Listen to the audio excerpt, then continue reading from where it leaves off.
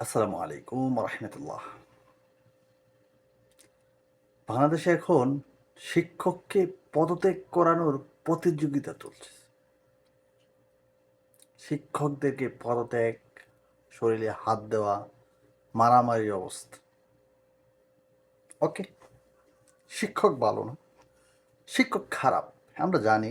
শিক্ষক ঘুষ খায়, রাজনীতি করে, সে বিভিন্ন ধরনের অপকর্মে জড়িত। আজকে আবার দেখলাম প্রধান শিক্ষক সে নিজে তার কক্ষে বসে মাদক সেবন করছে, যা শিক্ষা জাতির জন্য কলঙ্ক। কিন্তু একটা কথা আজকে ছাত্র সমাজের উদ্দেশ্যে কথাটা বলি, শিক্ষক খারাপ, শিক্ষক দুর্নীতিবাজ, শিক্ষক রাজনীতিবিদ, কিন্তু তুমি শিক্ষকের গায়ে হাত দেওয়ার পরে তুমি ছাত্ররা ভালো কোন দিক দিয়া এটা একটু বলে যাও। আমি আজকের যে ছোট্ট ছোট্ট ছাত্রদেরকে বলবো, তোমরা ছোট হবা, ছোট বড় যারাই আছো, শিক্ষক অপরাধ করলে তার বিরুদ্ধে ব্যবস্থা নেও। আইন আছে, সমাজ আছে, কমিটি আছে, তোমরা প্রতিবাদ জানাও, তোমরা দরকার বলে আন্দোলনে নামো, অবরুদ্ধ করো যে আপনার পদত্যাগ আমরা চাই। কিন্তু গায়ে হাত দেওয়া কোনো ক্রমে আমি সাপোর্ট করি না। যে কোনো মানুষ যদি সে অপরাধ হয় তাকে আইনের মাধ্যমে শাস্তি দিতে বাধ্য করাও, কিন্তু তার গায়ে হাত দিয়ে তুমি আইন নিজের হাতে কিভাবে তুলতে পারো?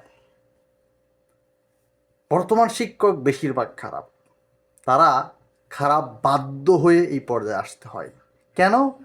কারণ আমরা দেখছি দীর্ঘ এই শাসন আমলে, স্বৈরাচারীর শাসন আমলে ঘোষ ছাড়া চাকরি হয় নাই।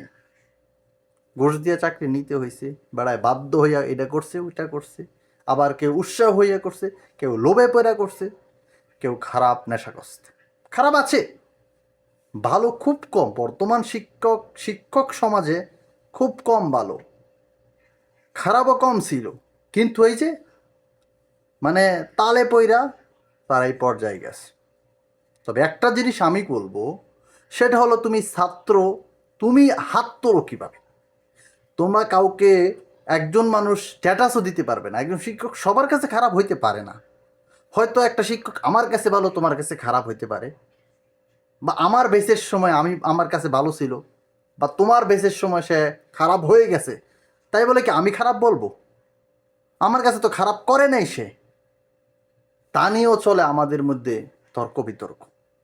ভাই, যে আমার কাছে ভালো আমি তারে ভালো করব। সে যদি প্রমাণ হয় খারাপ, তখন আমি অবশ্যই তাকে বলবো সে খারাপ। কিন্তু তোমরা যারা ছাত্র আজকে শিক্ষকের গায়ে হাত তোলো, এটা তো কোনোভাবেই ভালো হতে পারে না।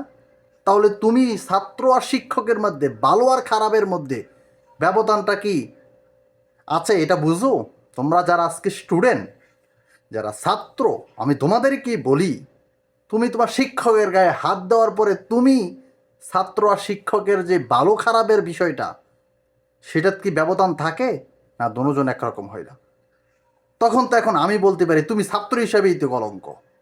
শিক্ষক খারাপ হলে যদি সে শিক্ষকতার যোগ্যতা হারিয়ে ফেলে, তাহলে তুমি ছাত্র হিসাবে শিক্ষকের গায়ে হাত দাও কিভাবে? তাহলে তুমিও তো ছাত্র হিসাবে কলঙ্ক। সুতরাং সমঝোতায় আসো। সমঝোতা বলতে এই না যে তুমি অন্যায়ের পক্ষে সমঝোতা করো। সে খারাপ হলে তার খারাপের বিচারের দাবি জানাও, আলটিমেটাম দাও, আইনের হাতে দাও যে তাকে আমরা এই পাইছি, প্রমাণ বার করো, তারপরে তাকে যেতে বাধ্য হবে। কিন্তু কাউকে হাত তুলে কাউকে জোর করে বার করে দেওয়া, এইটা তো কখনো ভদ্র মানুষের কাজ হতে পারে না, সে তো কখনো ভালো হতে পারে না। সুতরাং খারাপকে তুমি খারাপ বলতে গিয়ে নিজেও খারাপ করছো, তাহলে খারাপ আর ভালোর পার্থক্য রইল না।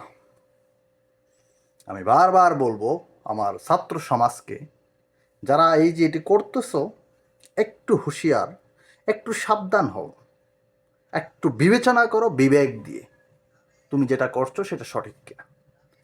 সে যদি স্কুলে খারাপ থাকে, সে যদি দুর্নীতি করে, রাজনীতি করে, তাকে আইন আছে, স্কুল কমিটি আছে, ছাত্ররা সবাই বসো, সবাই বসো, বলো যে এই অন্যায় করেছে উনি, ওনাকে আমরা রাখতে চাই না, অবশ্যই কমিটি ব্যবস্থা নেবে, নাহলে তোমরা তোমাদের ক্লাস বন্ধ করে দাও, কিন্তু কারো গায়ে হাত তুলতে পারো না। তোমরা তোমার দাবিতে অনড় থাকো, ক্লাস বন্ধ করে দাও, আমরা ক্লাস করব না, খারাপ শিক্ষকের সাথে ক্লাস করব না, কিন্তু তোমরা শিক্ষকের গায়ে কোনো ক্রমেই হাত তুলতে পারো না, এটা কোনো যুক্তিতেই আসে না। বারবার বলবো, আইন নিজের হাতে তুলবা না। একটা সুন্দর দেশ গড়ার স্বপ্ন আমরা দেখি, তোমরা যদি সেই সুন্দরটাকে নষ্ট করে দাও তাহলে সুন্দর দেশ গড়া সম্ভব না। যেই ছোট ভাই বারাদাররা করতেছো অতি উৎসাহী হয়ে, যারাই তোমাদেরকে বলে তোমরা লেখাপড়া করো, বুঝো, একটু জ্ঞান দিয়ে কাজ করো। অন্যায়ের সাথে তুমি নিজে অন্যায় করলে অন্যায়ের মধ্যে আর তোমার মধ্যে পার্থক্য থাকে না।